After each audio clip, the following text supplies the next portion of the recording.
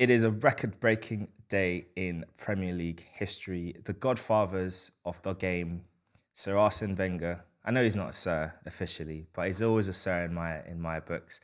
And Sir Alex Ferguson have been inducted into the Premier League Hall of Fame, the first and the only two managers so far that have made it. What a testament to their legacy. I want to start with you, Matthew. Obviously, we discussed this news before we started recording about the topics we're going to talk about today, but when you heard that news that they'd both made it into the Premier League Hall of Fame, what were your thoughts? About damn time. It's about damn time. It's been a long time waiting for this kind of news to come through. They are just symbolic of the modern day Premier League that we know from obviously Fergie started and then Wenger coming along with meeting his proper nemesis, like Batman to Superman, Captain America to Iron Man sort of thing.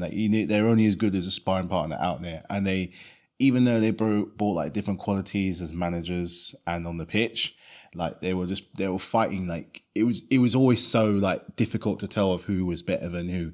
But like I said before, the Premier League wouldn't be what it is without them. Any self-respecting football fan, regardless of what team you support, regardless of how you view how they did things, we all know it to be true. And most of us can get along and say something like that. So they provide the entertainment, the drama on and off the pitch, their philosophies. That's what makes them so good, is that it's not just what goes, they give a little bit of themselves on there, and you can see what makes them so good. They're giving every bit of energy, blood, sweat, tears, emotion, ideas. They sing. Both of those managers had players singing their hymn, singing whatever it was when they got on that pitch. So it's, first of many as far as Premier League legends, but they're the OG of OGs. Yeah. So respect where respect is due. Congrats to both of them. Yeah, that's a good point. I think the fact that having players that bought into your philosophy, who were willing to put everything on the line, even a good slice of pizza, but that says a lot about them as managers and also the effect they had on the players. I guess for you, Mark, what would you say then is your enduring legacy or enduring thoughts on the legacy of Sir Alex and Lord Arsène, as I'll now refer to him? Well, when I think of Sir Alex Ferguson, I think of my entire spoiled childhood. So, thanks for that, Mr. Ferguson.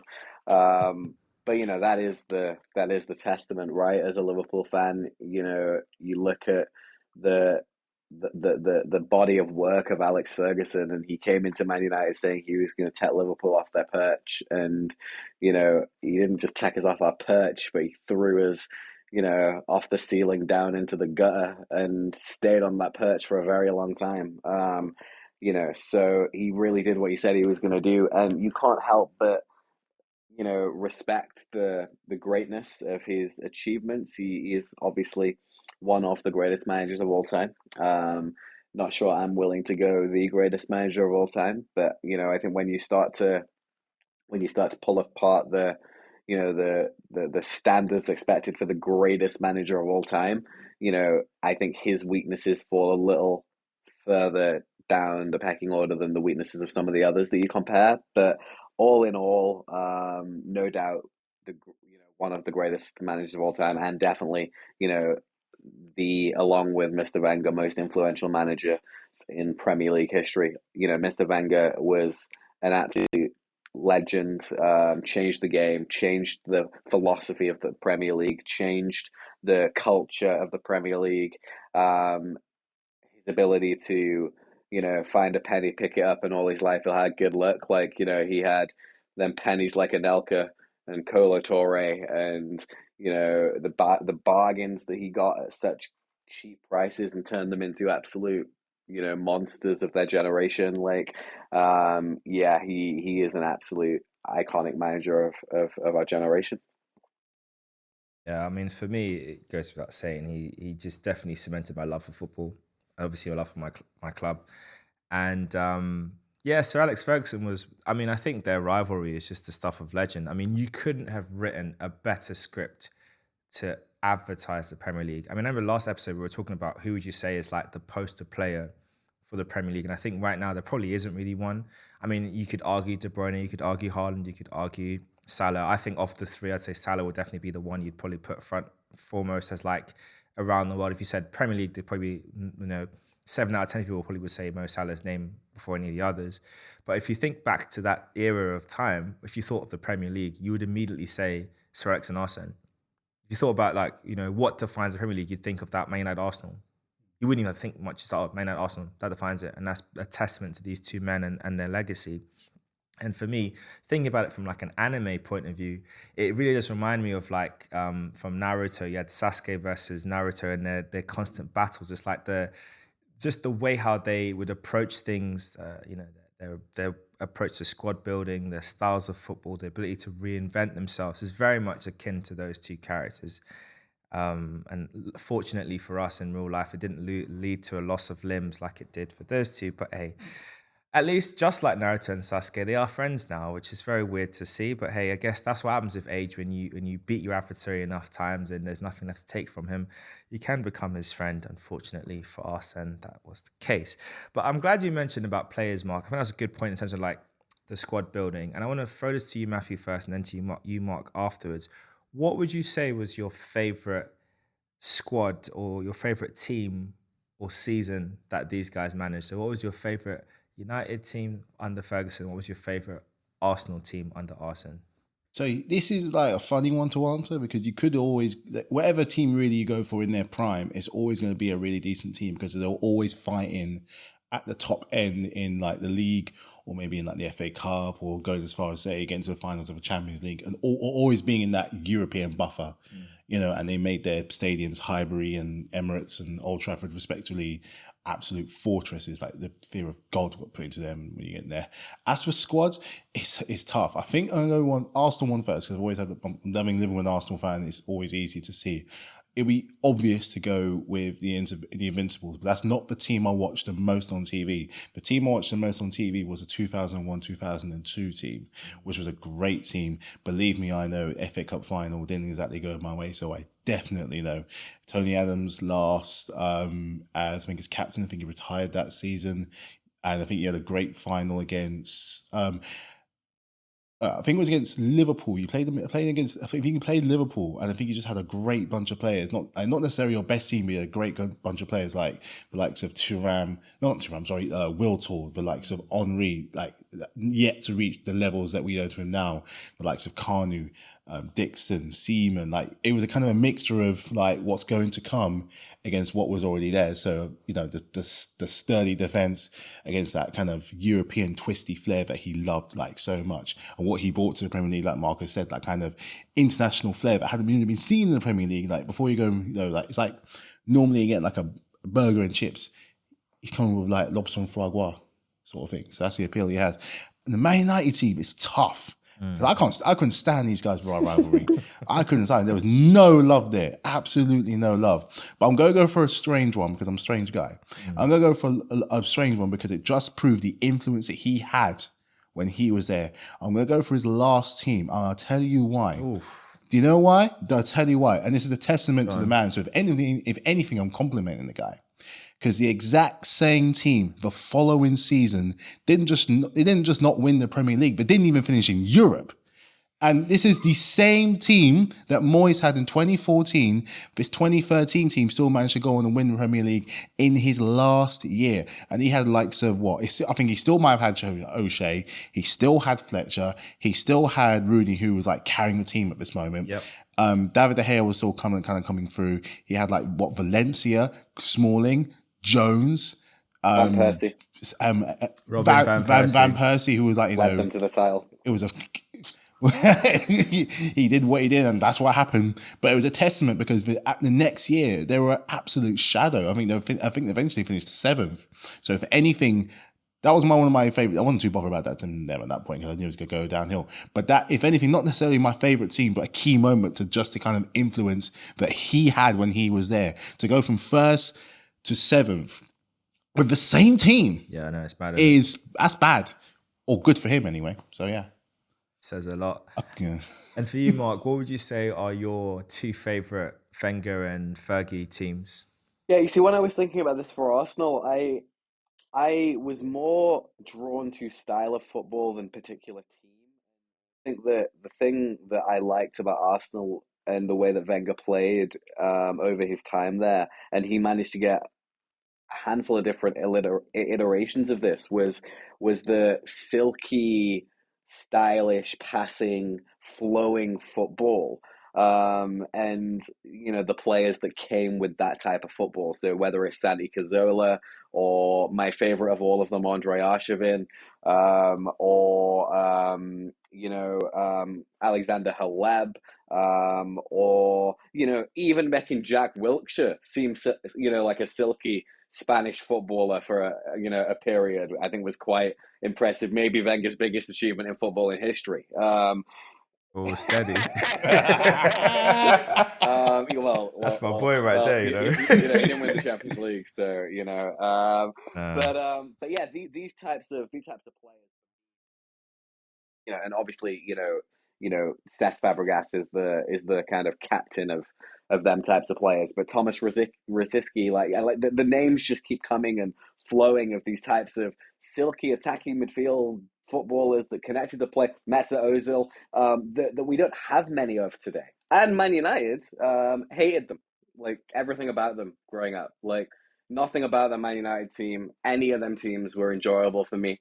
They were winning titles pretty much every 2 years. And I'm with Matthew on this. There was really no love lost. It was not a fun relationship. Obviously with gritted teeth, credit what they did, and the success that they had, and anyone that is a true United fan would point to the Giggs and Beckham on the flanks, and the likes of Keane, and Scholesy in midfield, and if you kind of move on then to the Ronaldos that came on after that. But in all honesty, from my perspective, it's so much trauma that I don't really have a favorite United team. I can't put favorite and United in the same sentence. I'm sorry. All right, how about if I said the team you hated the least? That might be a better compromise. Yeah. Again, under Fergie, the ones that didn't win the title,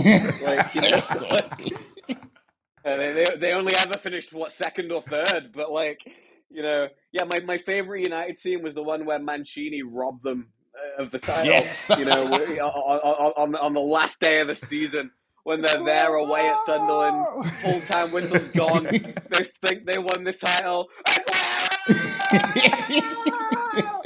and we're all happy. Oh, that's my favorite United team. No, that's the ones fair. that were crushed on the field afterwards. That's fair.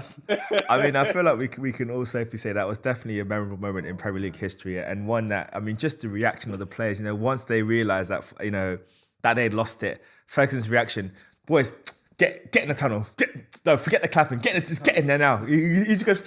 There's a little whistle. Get in. Let's get all this clapping nonsense. You guys failed. You let me down. Beautiful. We lost to them, of all people. Definitely was a beautiful moment. I mean, I can pick a Man United team, and I'm actually going to pick one way at the beginning of Ferguson's time. I think for me, the one that really stands out the most is the 99 squad, the treble-winning team.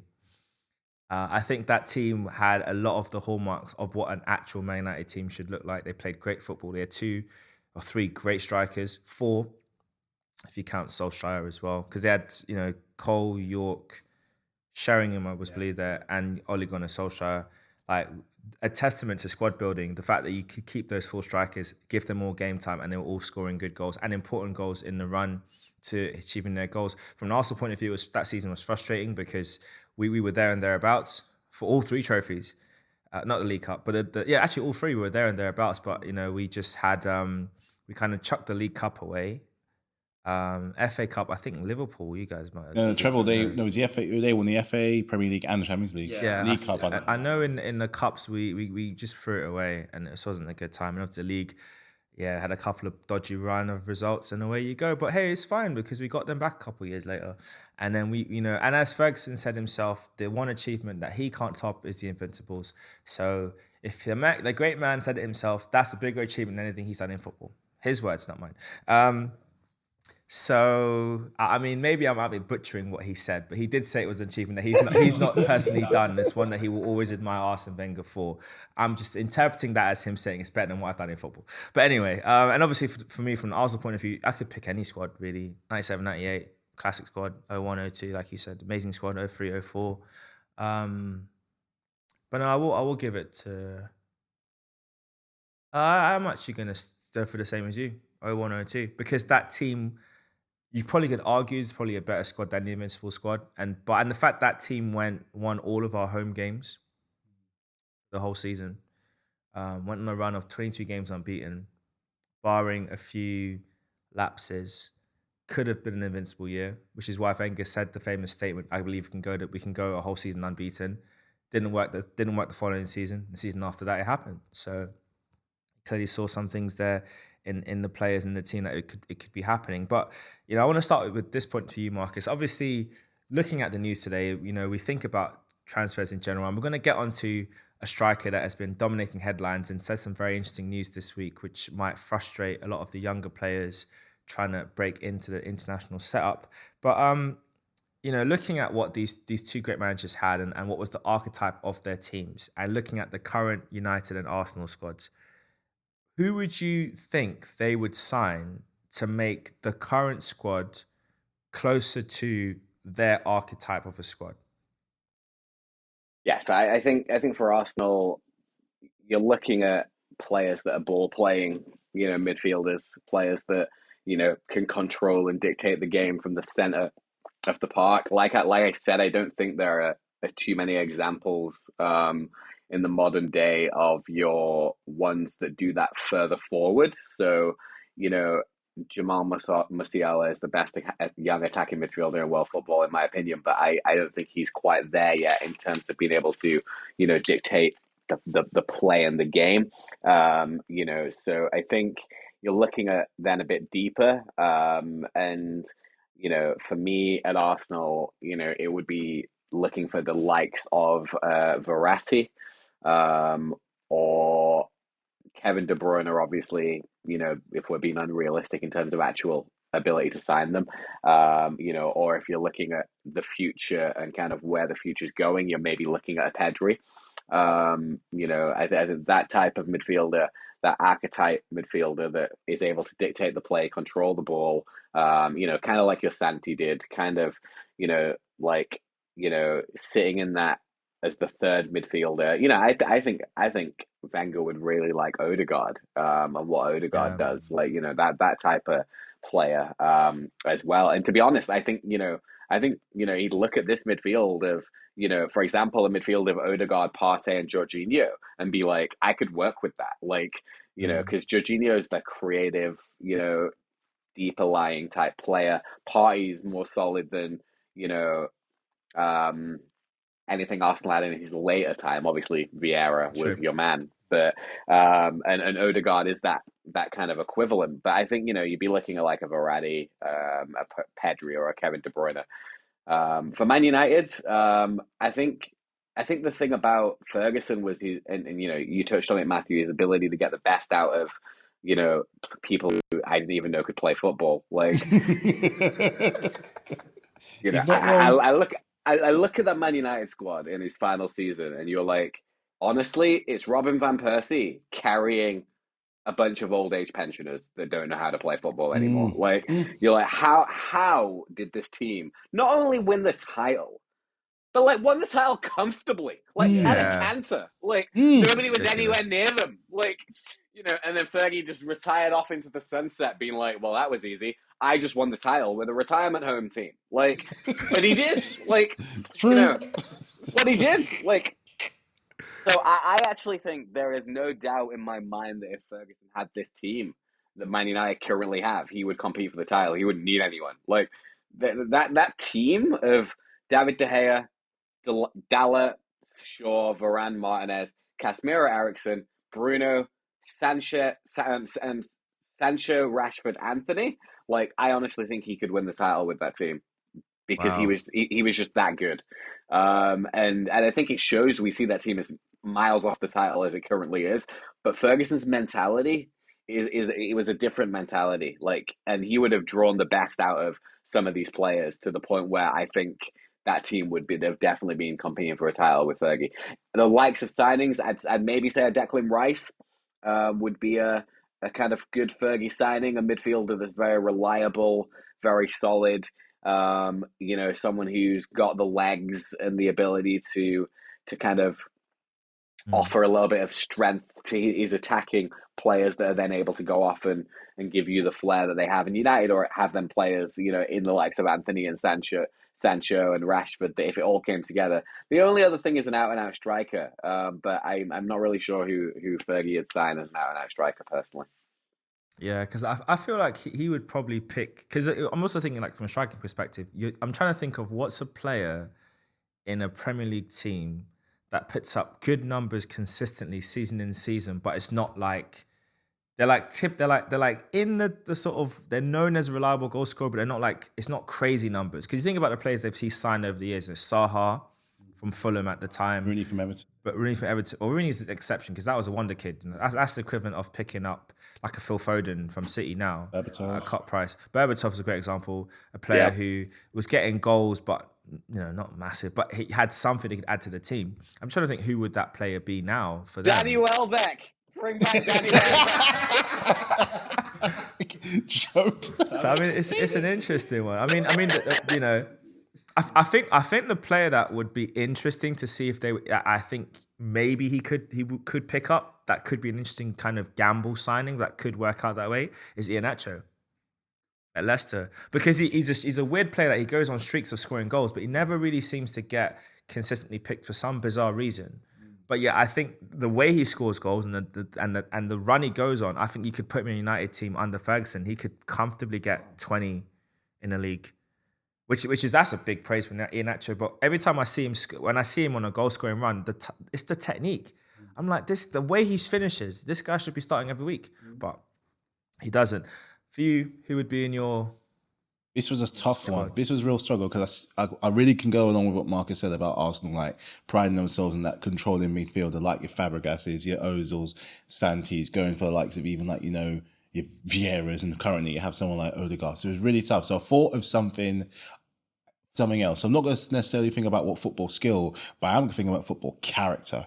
Because if you look at those teams where Arsenal were, where they made Highbury the worst place for any away team to go to, you're going to need players with a bit of grit. And in other words, you're going to need players with character who are devils to play on the pitch. So I can't give necessarily a name, but I'm like, someone with a real strong character lets it all hang out on the pitch. I remember stories, and I read about it. I think it was your old defender, Lauren, who would decimate people on the training ground, and they did not like to play with him. And you saw that when it came to the games, he was not to be played with.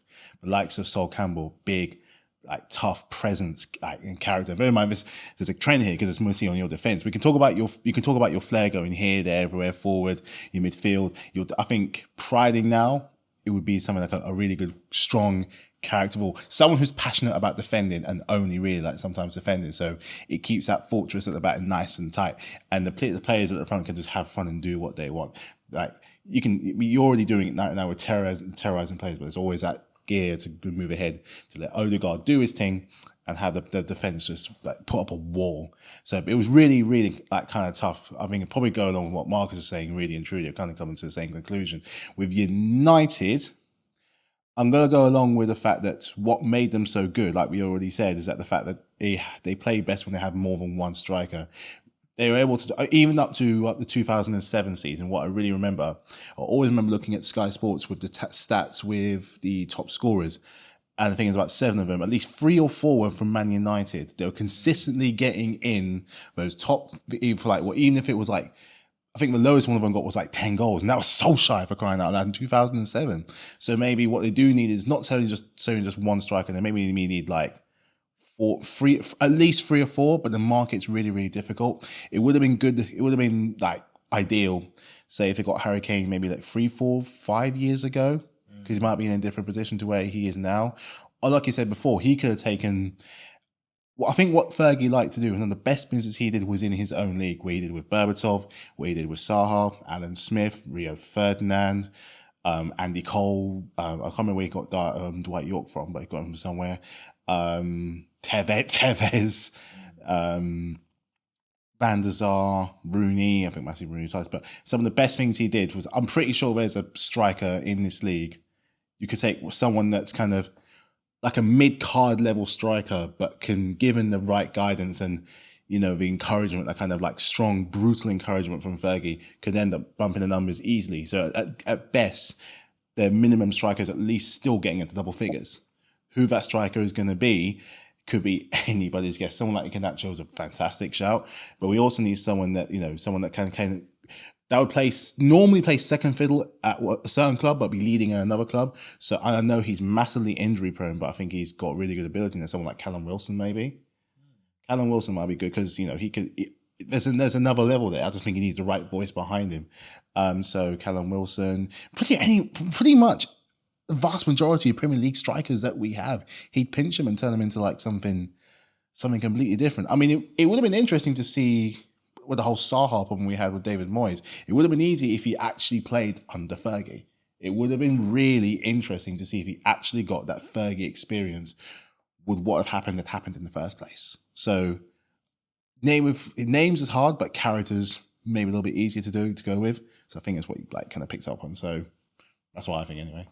Yeah, I mean, for me, I think just on the note of like, because I mentioned Iheanacho for Fergie, I think could be an interesting shout. I think from an Arsenal point of view, there's lots of different players you could look at. You could look at someone like Matoma at Brighton. You think, because Wenger's gambled on like flair wide players before, and I think Matoma's got a good technical level where he could be quite interesting to the team.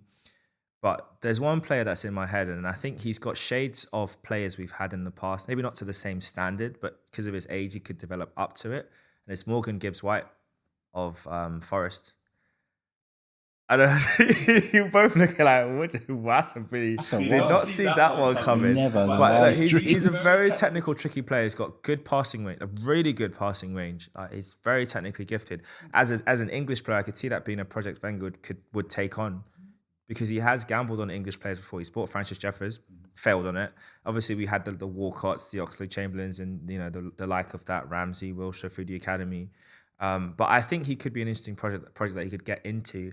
The player he reminds me of to an extent, and I stress to an extent before the commenters tell me you're crazy, is I see elements of Fleb in his game, little bit, not to the same.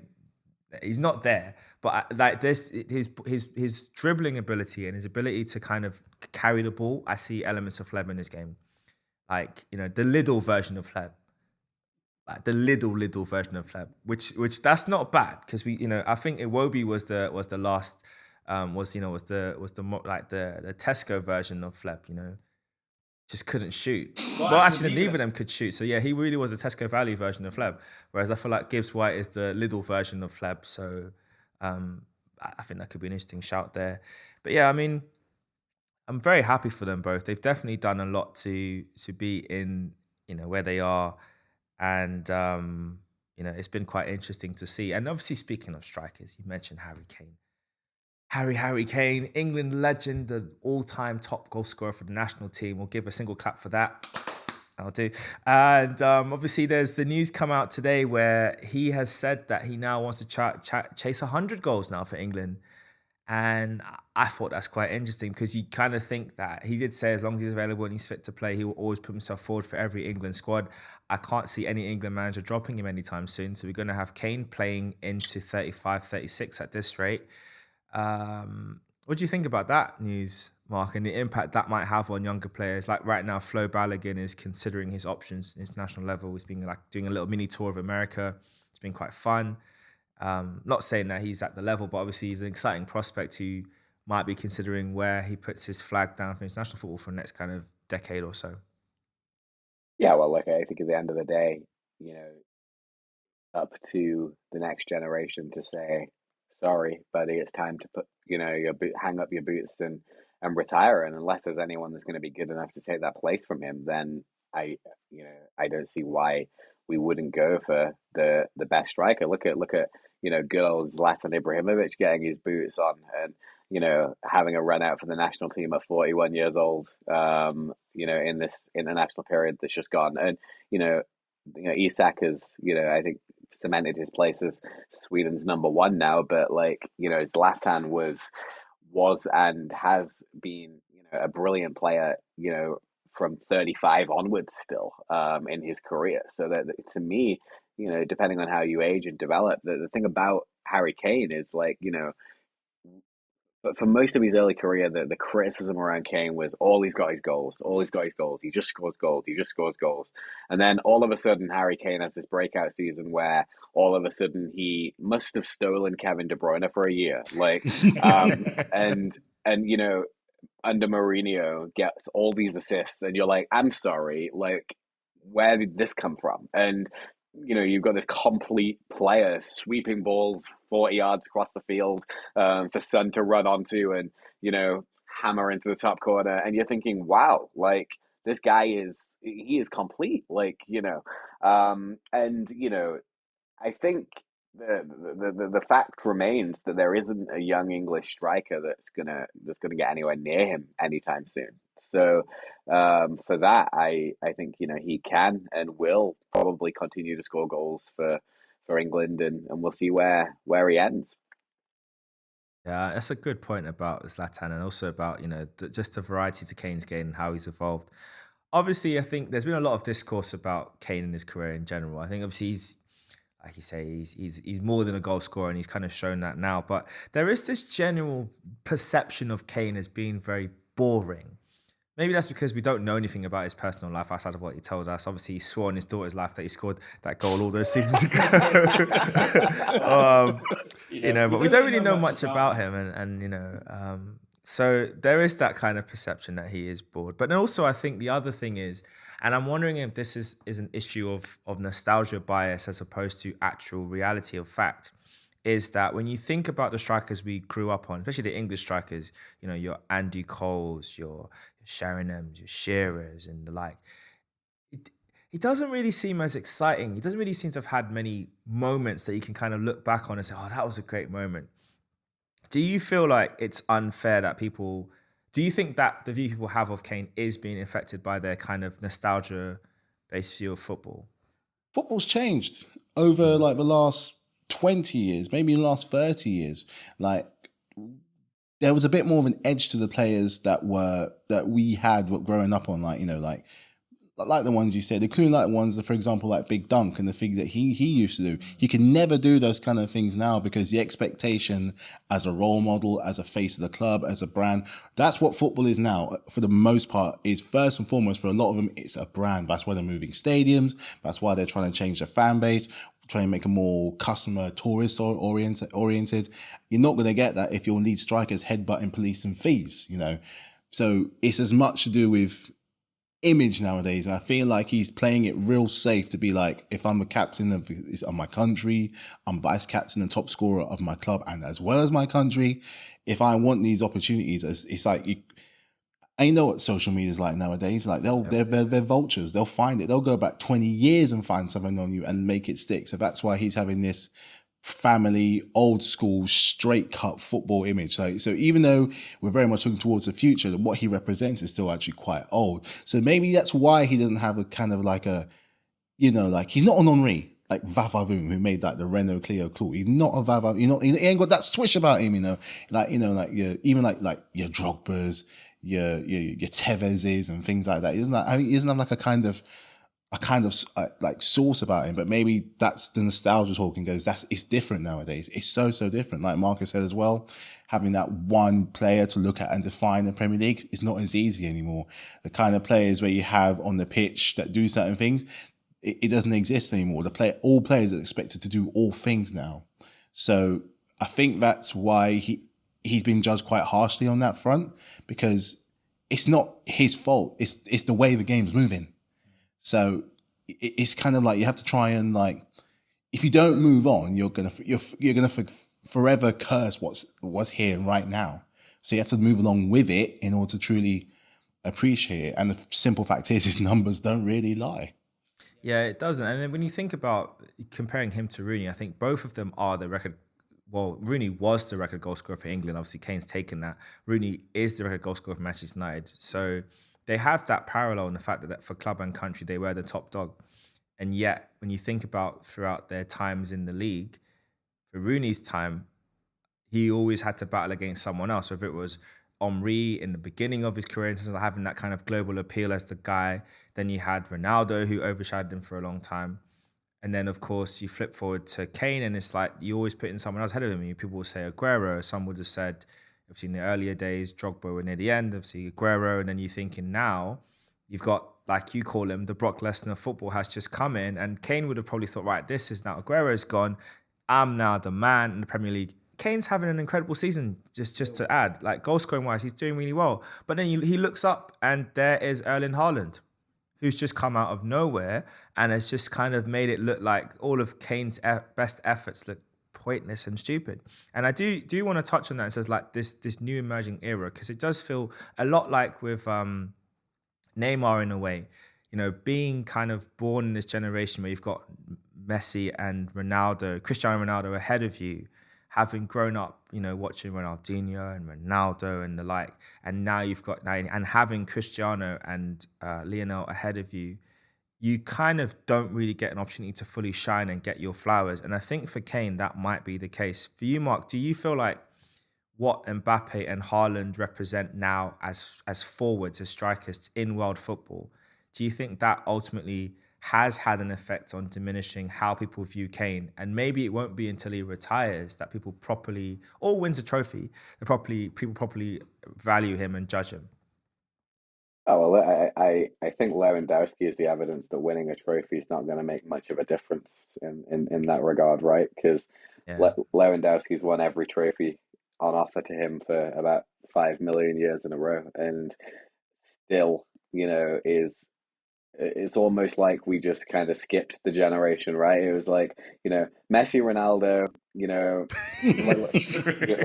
let's forget that Benzema and Lewandowski have done anything, or Kane, have played football, and we'll just go straight to Mbappe and Haaland. And I think there's a lack of nuance to the process when you think about that, because at the end of the day, like I touched on it a couple of weeks ago on the podcast, everyone's raving about the season Erling Haaland's had or is having, and yeah, he's going to break Premier League records. There's no doubt about it. But he's also still got to do this 6 seasons in a row to get anywhere close to what Messi and Ronaldo did in their career consistently. Like, so I know it's exciting. I know it's impressive. He's clearly on the trajectory. But I have no doubt Erling Haaland will probably be one of the greatest footballers of our generation. But I also thought that when I was thinking about who was going to be the next best attacking midfielder in world football, if you'd have asked me that question 5 years ago, 4 years ago, I would have said Dele Alli. Like, Wow. I remember that goal he scored against Palace, which was like such a wow Yeah. moment over Older. He got 17 goals from Cam, and he just kept scoring and scoring and scoring, and he looked absolutely untouchable, like different level. And you're thinking, man, like Tottenham have got something here. This guy is, he's linked with Madrid, he's linked with Bayern Munich, he's going to go on to great things. Literally, last year, he got sent back on loan from Turkey because they didn't want him and couldn't even get in an Everton squad that was basically going to get relegated. What a fall from grace. Like, so football is, I say that to say football is a fascinating thing that I think we get excited about the new shiny toy in football, but we got to give credit where credit's due for the longevity that's been produced by the likes of, Kareem, and, Robert Lewandowski, and, even Harry Kane, I think is worthy of a shout in that conversation too. Yeah, that's a really good point, and you're right. Nuance is always required and important. Obviously, the issue of this social media era is that everyone just cares about the new shiny thing, and Benzema is the current World Player of the Year, rightly deserved. Lewandowski was robbed of the Ballon d'Or a few seasons ago because of that little thing that was flying around that made us all sick and cough and whatever. But and they could have still given him the award, but they didn't want to break up the duopoly of Ronaldo and Messi. I'm joking. I don't know that for certain. I have my suspicions. That's why he wasn't given it. And he was robbed of it. That's why I'm glad Benzema got it, because, they probably would have found a way to give it to Messi last season. Yeah. They were looking. It would have been an absolute travesty, but they were looking. I mean, I guess on that note, obviously, like you said, Lewandowski has won everything in football. Him and Benzema have been two of the best strikers in the world for comfortably the last 6, 7 years. Different seasons you might have a higher output from one or the other, but they've always been in that conversation of top 5 strikers in the world. Luis Suarez, let's not discredit him, has been in that conversation as well.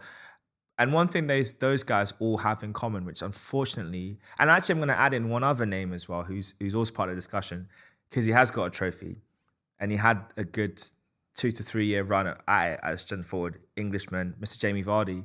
They've all won trophies. Jamie Vardy's got a couple FA Cups now, FA Cup, a Community Shield, and of course Premier League. Harry Kane has got none of those. And so the question I want to throw to you, I'll start with you, Matthew, and then Mark, is do the trophies matter at the end of the day? I mean, they're going to be part of what you want. You don't just get into football to get through it and have absolutely nothing to necessarily show it, no record, no kind of key moment or a shot to a final or something. So I think you are kind of, every player wants to go out and get some sort of silverware. I mean, look what it meant to Leicester to win the Community Shield, the FA Cup, and like the Premier League. He could have easily left on one more another club, but he wanted to be that man and be the main focal point at Leicester. And someone will argue, even though he's very much in his twilight years, he probably still is. And they'll look back at it and be like, wow, he was one of the main beacons of why we did what we did in that kind of 4-year period of success that we had. I don't think it's a straightforward answer. It's not straightforward because there are plenty of players out there that haven't won certain trophies. We still look back at them and be like, they didn't win this, they didn't win that, but look at what they left behind. Look at the legacy, look at the pride they put on the pitch. Look at what it meant to their club. He was like a symbol or a beacon of hope. Maybe that person, the player themselves, was the trophy. I'm looking at the likes of Totti when he was at Roma. Didn't exactly win everything, but look, he's pretty much got a key to the city, which not many trophies can do. Ronaldo Nazario never won the Champions League. Buffon never won the Champions League. They both got a World Cup though. But they both do have a World Cup. And Totti has a World Cup. That's the thing. And Totti, yes, Totti does have they all have the gold. They have the biggest prize of all. They have the biggest prize of all. So, I mean, maybe that nullifies my argument. But I don't know. But look at someone like, all right, Matt Le Tissier. Look at someone like Matt Le Tissier. That's a good comparison. Great comparison. Someone who was, a Southampton legend.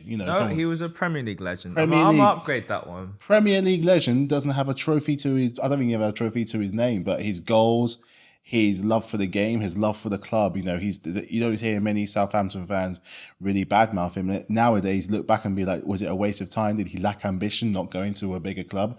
Or was he happy where he was? Did he want to take him to, something better as a result of his great, commitment? Like, maybe I can't take you there, but I can try and get you there myself. So I think a player decides at some point of career what they really, really want. You're going to go for one, or you're going to go for the other. Are you going to become a club legend despite not having a trophy to a name? Vis-a-vis, say, Alan Shearer.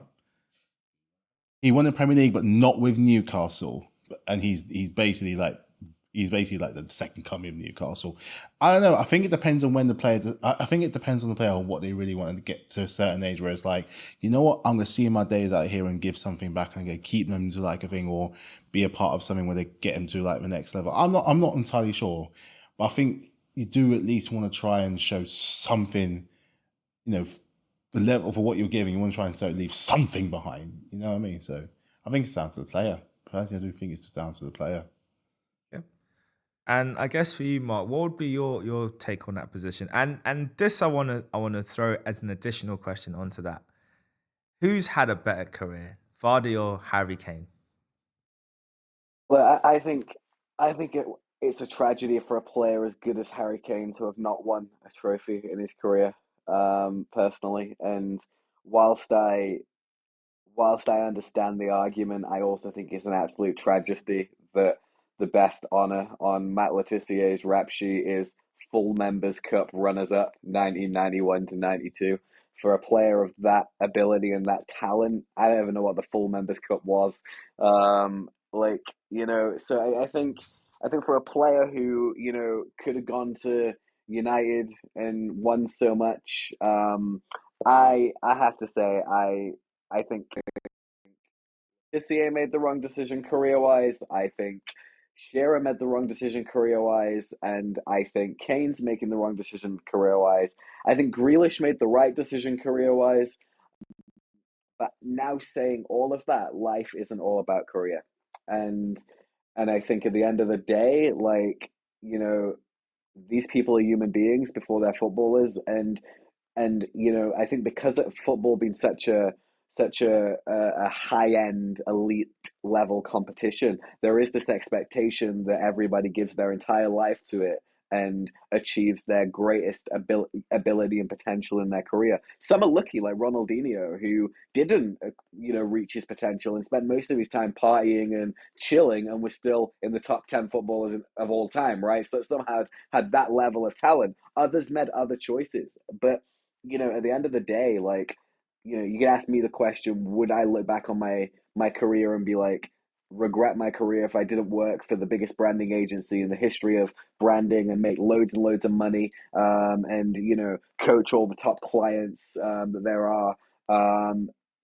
Well, I don't know. I don't know that that's a failure in potential if I'm enjoying the work that I'm doing every day, if I love the environment that I'm in, if I like the people that are around me that I'm working with, right? Like, and I think we forget this too quickly in football with these guys that Letitia clearly liked Southampton. He had a nice environment going on there. It was a place where his career was happy. He got paid well enough. He had some success. He won PFA Young Player of the Year and Player of the Month quite a few times. Got in the PFA Team of the Year. Got a goal of the season one year. Like he'd done some stuff, and then one of the greatest honors. He got the One Club Ban Award, right? Like so that's a great honor in its uniqueness within football, because not many people do that, and he did something that not many people did. So you gotta take it as it is, and I think every individual gets, like Matthew said, gets to make their choice. But from a purely career perspective, who's had the best career? Well, look, I think Kane is obviously the better footballer. There's no doubt about that, and he scored so many more goals, and is probably finished on average higher in the league than Vardy has most years. But Leicester have a Premier League title. Vardy has an FA Cup. And Vardy has a Charity Shield. And therefore you look at that and you think, well, that makes it closer than it would have made it, based on the nature of their talent. So I'm not sure I could give an answer. I think Kane's the better footballer who's had the better career. I think it's pretty close. It's definitely an interesting one. Yeah. What about for you? Who would you pick of the two? I think, well, going back what Markus just said in this case of decisions, I think Vardy made, like I said before, Vardy made the right one staying at Leicester, because I think you were tapping him for a time after they won this, after they won, because you didn't have like a recognised striker. I know you had like we had Giroud and Welbeck. Giroud, Welbeck, and your main guy. That's all I have to say about that. And Sanchez, but you're looking for someone who was, I think he was like did he win the Golden Boot that year? I think as well. He did. Yeah. So but he was like, I could be the man at Leicester. So on that front, he's made the right decision.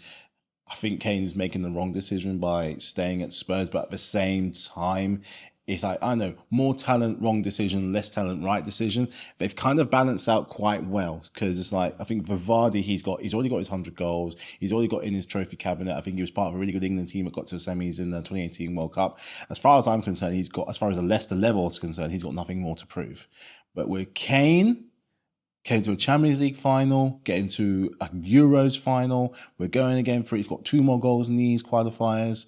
He's showing no signs of slowing down. Strikers are staying fitter for longer. They're going harder. These in their twilight years, or like Suarez, Benzema, and Lewandowski, all defying age. He will be next.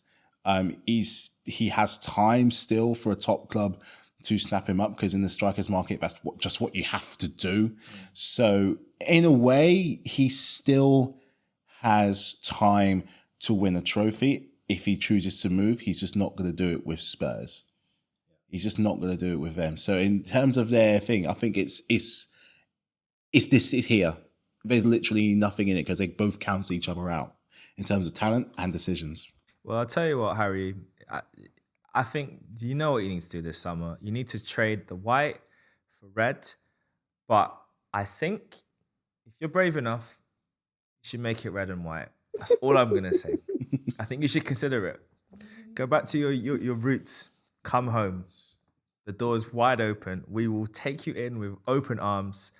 We'll call you our own. Even though we will forgive all the times you scored against us. And we will help protect you from the noticeable abuse that will come your way too. That's all I'm saying. I think red and white will suit you quite nicely. It suited you when you were younger, and it will suit you a lot nicer now that you've matured as a human being and a striker. Looking ahead to the weekend, we've got some games coming up. Lots of games, lots of interesting games, lots of matches. Liverpool City at the Etihad. Are you going to do us all a favour? Are you going to do yourselves a favour? Are you going to pull off a much needed, well overdue beating of them for the good of the league and of the country, for King and Queen region? I hope so. We'll step up. We always do for the big ones. So I expect it to be a close game. I expect us to step up, but as is often the case, I expect there to be a period of suffering for both sides, and we'll see which side can handle their suffering the best. I think what is it, 2 games in a row now that Erling Haaland hasn't scored against Liverpool. So he'll be itching to score if he's recovered from that apparent injury that stopped him from going on international duty. So yeah, I think he'll be eager. Hopefully too eager. But yeah, I expect a good game. I expect there'll be the potential of an upset, but I think Man City are obviously favourites. Yeah, they definitely are. How are you feeling about your game against Villa at home? Well, the best of the worst versus the worst of the best. 10th, 10th Well, versus 11th. You gotta love it. that's how it is. That's what I'm looking forward to. But the good news, You know Matthew, what? is if you win, you will finally hit that beloved 40-point margin. Yes, yes, and I can shut up about it. And I can be happy, and I can be happy for the first time this season. Well, you know what it is. Even though it didn't go well against Everton, I don't think we didn't play too bad. I still think we're going in the right direction. Plus, Kante played a 60-minute game, I think, with the reserves last week. So having him back is going to be a big boost. And also I think he's looking to sign a new contract, whatever that means. Whatever we've got to do to shore up that leaky, albeit talented midfield, I'm all for it. I think we can win.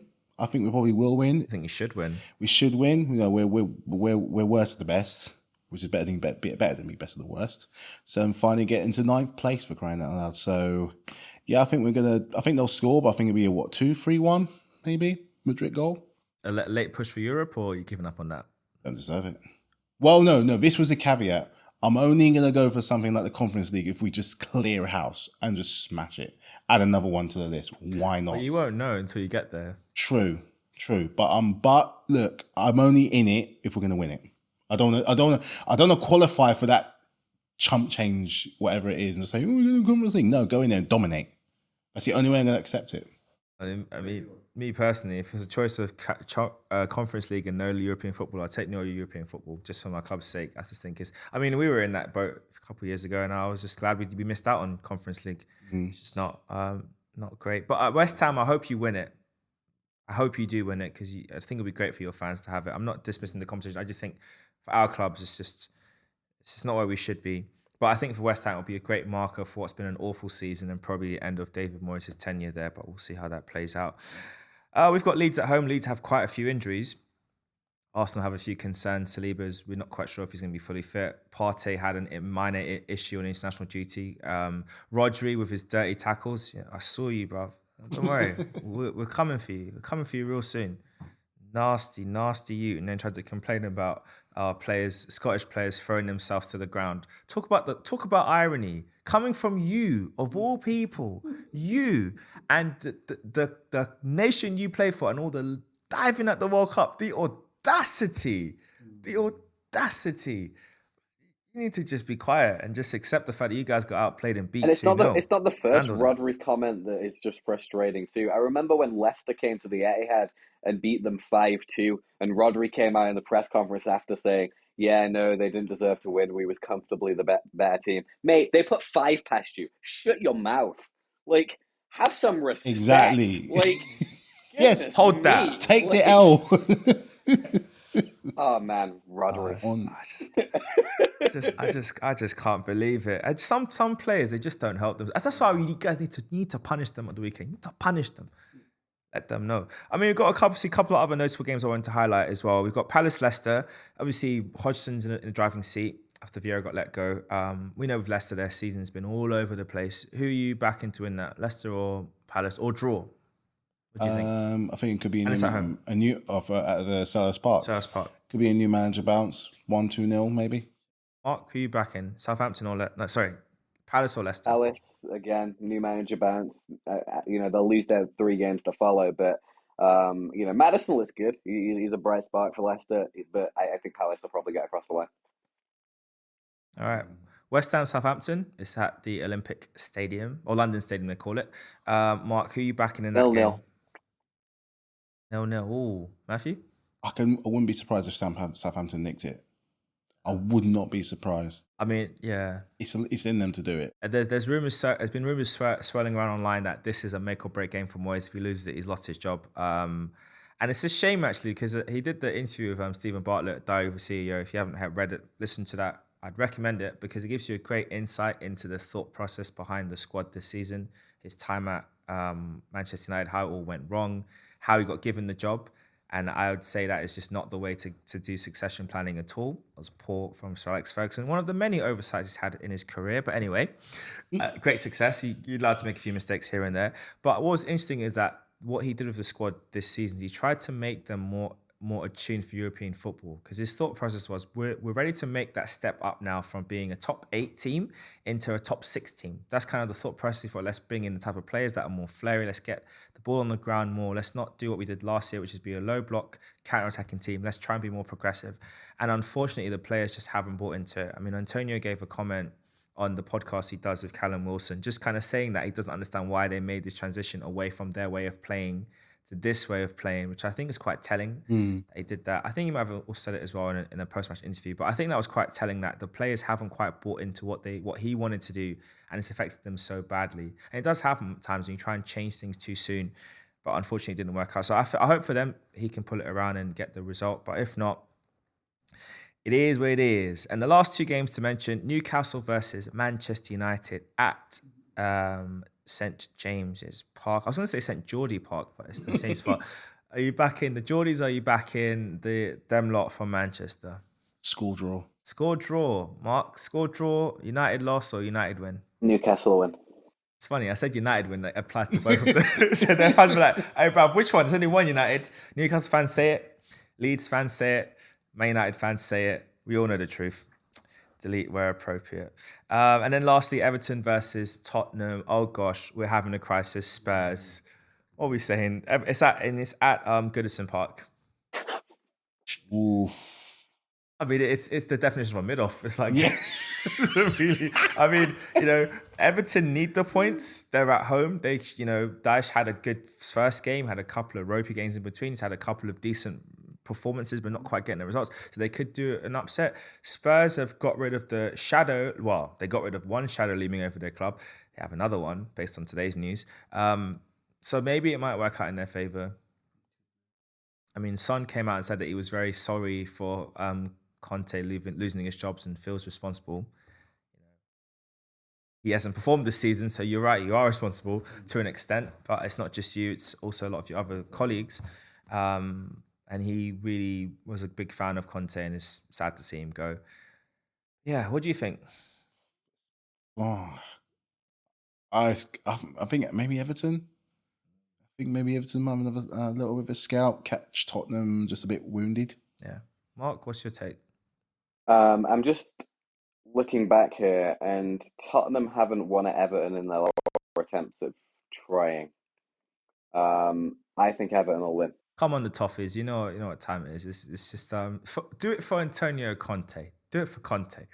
I mean, do it for Ferguson, Duncan, not Sir Alex, but definitely do it for Antonio Conte. I think he would definitely be happy for you doing him a favour and beating his old club and proving that they are exactly what he said. and what we all think of them. And I don't have a bottle of water with me, but you know what time it is. Obviously, there's the news that broke about Fabio Patrici, who had been given a 30-match ban from football, a 30-month ban from football, and being involved as director of football. And it's now been extended to be global because he was banned from Italy, and we all thought that was the end of it for Juventus and their whole COVID payment fraud scheme. So just to give you context, back when lockdown happened, a lot of the clubs around the world agreed to and the players agreed to take a cut to their wages and not take the full amount. Juventus players had all agreed that publicly. In fact, I think the Italian league, all the clubs had signed up to a document saying we're all going to take a pay cut whilst the pandemic's going on, and then when things are back to normal, we'll kind of go back to our regular wages. Everyone signed it, everyone agreed. Unfortunately for Juventus, they were still paying a number of their players the full salary off the books, which is illegal. And of course, the players were not getting taxed because it wasn't being declared. And it's only because of an investigation that they found out that was the case, which led to the board resigning, the Agnelli family losing control of Juventus after having it for so many decades, and all these directors getting investigated. Patrici was their director of football at the time, and he has been found guilty. So, Mark, what's your take on this for Tottenham? I mean, it really is just been a horrible week for them. It's like the gift that keeps on giving. And, you know, on the one hand, I do feel sorry for the disarray, but at the same time, it is quite interesting to watch from the other side. Yeah, in all honesty, though, I get the feeling that these two gifts that Tottenham have had this week are actually in their interest long term. Conte didn't want to be there. Tottenham didn't need him there. Been done with Conte and Tottenham. That divorce is over. It's been a nasty, nasty end, but it's done, and I think it needed to happen. And you know, I think there is clearly a split direction within the club on how they want to move forward. That's clear because go back to Conte, before Conte, the 16 million managers they interviewed in the process to getting to where they wanted to get to, and eventually getting Nuno didn't work out, got Conte after not wanting Conte. And I think from what I've heard within the club, it seems as though the director of football and some of his contingent are looking at the likes of Luis Enrique as their kind of favorite to be the next manager, and then obviously Poch. There is reservations from both Paratici and Levy, I've heard, but obviously is in contention.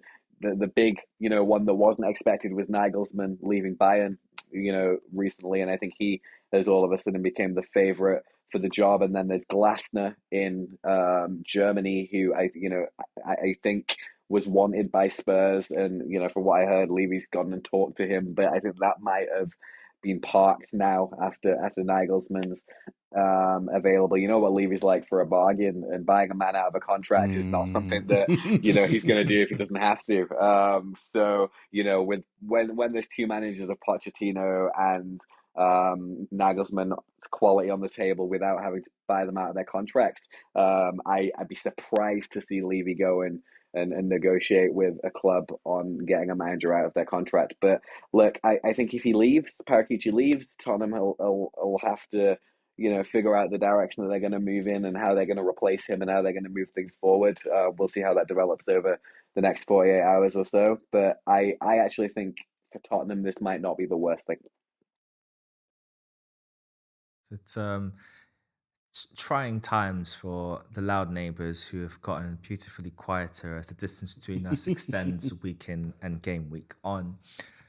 But yeah, I think we'll call it a day there. There's lots of drama. I mean, we could get into Roman Abramovich and him having owned Vitesse and was funding all the dodgy loan transfers that Chelsea did to them over the years. But I think we'll save Roman for next week. We're going to really dissect that one because, as is always the case with Chelsea, where there's a will, there's a way, and the way is always illegal. But anyway, that's it's just we said that as Chiellini said that bottling is the history of the Tottenham. We might have to say that cheating is the history of the Chelsea. But anyway, we'll save that for next week. But that's us wrapping up. Thanks for listening. Have a great rest of your day, and let us know what you think. Is Harry Kane, if he doesn't move on and win a trophy, has he wasted his career? Is he a legend in your book? Is he the best striker in the Premier League, or has he been passed over already by Erling Haaland? That's us signing out. See you all next time. Peace. Peace.